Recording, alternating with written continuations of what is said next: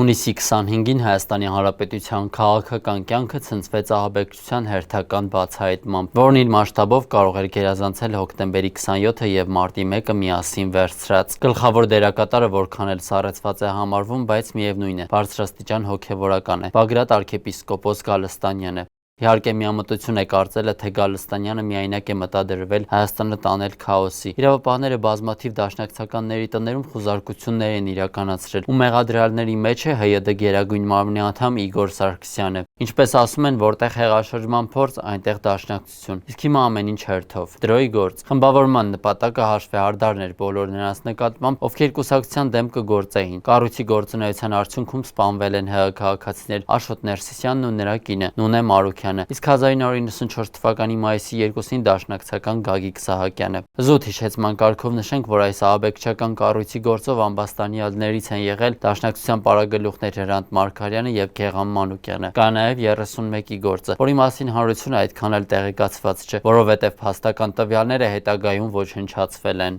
Ըստ արկատեղեկությունների 1994-ից 95 թվականներին ՀՅԴ անդամ Վահան Հովհաննիսյանը իր ղեկավարած զինված խմբով, որի կազմում էին նաեւ ՀԴ-ական падգամավոր Արմեն Ռուստամյանը եւ դարձյալ անմասն չի մնացել բոլորովին վերջերս հոկտեմբերի 27-ը սրբություն սրբոց համարող Հրանտ Մարգարյանը, նրանք նախատեսել էին ահաբեկչություն իրականացնել Տեր-Պետրոսյանի դեմ, սակայն նախագահական ուղևորվելիս վնասազերծվել եւ ձերբակալվել էին։ Բայց Ռոբերտ Քոչարյանի իշխանության գալուց հետո դաշնակցականները ոչ թե արդարացվեցին, ինչպես պնդում է Իշխան Սաղաթելյանը, այլ պարզապես իրավիճակից ելնելով դուրս եկան բանտերից, ինչը նախատեսված էր քրեական օրենսգրքով։ Իդեպ, հետաքրքիր զուգադիպությամբ այս գործը սկզբից մինչև տարել է այն ժամանակվա ներքին գործերի նախարար Սերժ Սարգսյանը եւ Կառլոս Պետրոսյանը, ով քննչական խմբի ղեկավարն էր, իսկ հետագայում ԱԱԾ ղեկավարը։ 1996 թվականի սեպտեմբերի 19-ին հեռուստատեսային 5-շաբթի ծրագրին տված հարցազրույցում, խոսելով Համբարձում Գալստյանի սպանությունից, Պաշտպանության նախարար Վազգեն Սարգսյանն ասել էր. Հրանտն այդ գործերը լավ էր կազմակերպում, Վահան Հովհաննիսյանն ավելի վատ կազմակերպեց, որովհետև առաջին անգամ էր կազմակերպում եւ շտաբում էր, գոնե չշտապեին, գլուխներին մի բան քաշած լինեին։ Գալստյանի եղբայրը ճանաչել է մարդասպանին, ճիշտ ժամանակին ձերբակալվեցին նրանք, ովքեր սպանել էին Համբոյին։ Վահան Հովհաննիսյանի հետ մեր զրույցի ժամանակ ինքը չի ժխտել, ոչ չէ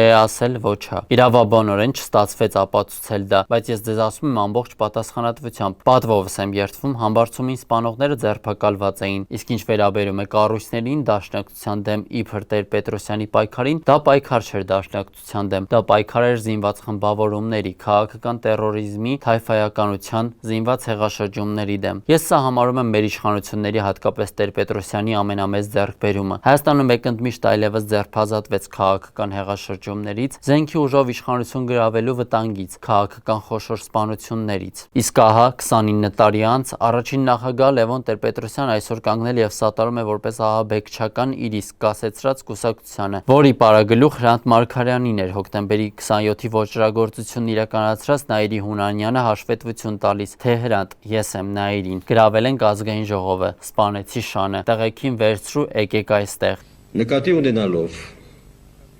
որ հայ հեղափոխական դաշնակցություն հասարակական քաղաքական կազմակերպության ներսում ստեղծվել եւ գործել է զինվորական կառուցվածքով ու ճյուղավորված ցանցով գաղտնի հետախուզական ծառայություն, որ այդ ծառայությունը Հայաստանում զբաղվել է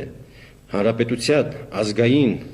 անվտանգությանն առնչվող ռազմական եւ տնտեսական բնույթի հետախուզական աշխատանքով, որ մասնակցել է միջազգային թմրաբիզնեսի Բեյրութ, Երևան, Մոսկվա, այլ երկրներ երթուղու մշակմանն ու գործադրմանը, որ ստեղծել է անօրինական տնտեսական կառույցներ եւ զբաղվել դրամաշորթությամբ, ռեկետով, որ կազմավորել է մարտական խմբեր եւ նրանց միջոցով իրականացրել բացահայտված քաղաքական սպանություններ ու ծրագրել մի շարք այլ ահաբեկչական գործողություններ, որ իր ընդհատակյա գործունեության ընթացքում օգտագործել է հայ հեղափոխական դաշնակցության եւ նրա դուստր կազմակերպությունների,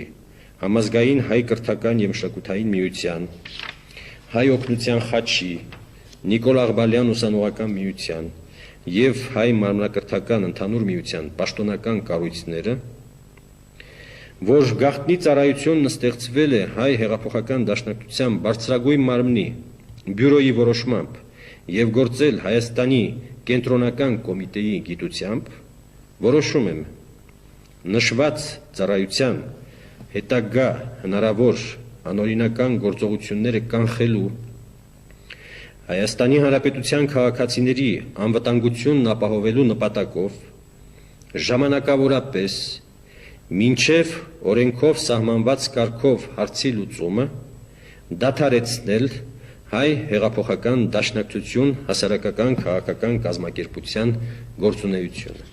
Իսկ վերջերս լրատվամիջոցներից մեկին տված հարցազրույցում վերոնշյալ դաշնակ պարագլուխը Կարեն Դեմիրճյանին, Վազգեն Սարգսյանին, Բախշյանին, Արմենակյանին եւ մյուսներին ուղիղ եթերում գնդակահարելը պորտկում էր որակում, սպառնալով նոր հոկտեմբերի 27-ով, իսկ ակտը կլինի սրբություն սրբոց։